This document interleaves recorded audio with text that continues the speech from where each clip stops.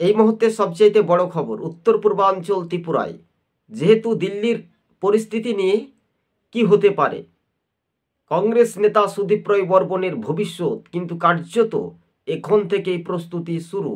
যদি কিনা কংগ্রেস, বিজেপি বা মোথার ভোট কাটে, তাহলে আগামী দিন ত্রিপুরাতে কোন রাজনৈতিক দলের সুবিধা হতে পারে, কিন্তু দিল্লিতে সেটাই দেখা গেল একই চিত্রভাবে।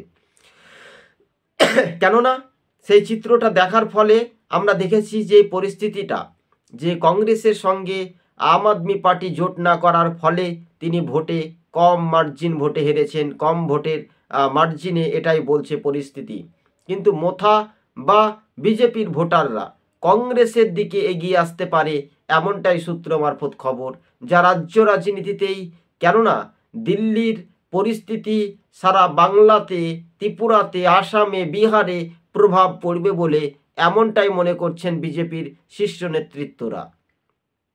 সূত্র মারফত খবর, 2025-এই নয়াদিল্লির যে ফলাফল দেখেই কিন্তু কার্যত অনেকটাই দুর্নীতির সঙ্গে জড়িত ছিলেন অরবিন্দ কেজরিওয়াল।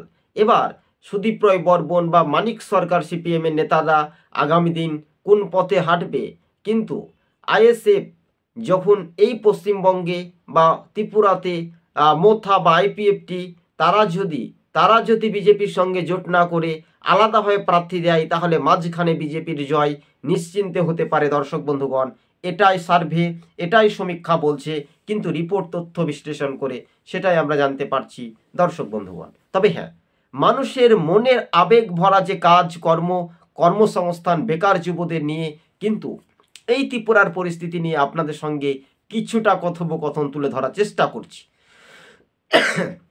বিষয়টা ভালো করে মনোযোগ দিয়ে শুনে রাখবেন এবং সেই পরিস্থিতি কতটা স্পষ্ট হবে, তার সফলতা বা অর্জন কতটা বৃদ্ধি পাবে দর্শক বন্ধুগণ, অবশ্যই আপনারা কমেন্ট বক্সে রীতিমতো জানাতে পারেন।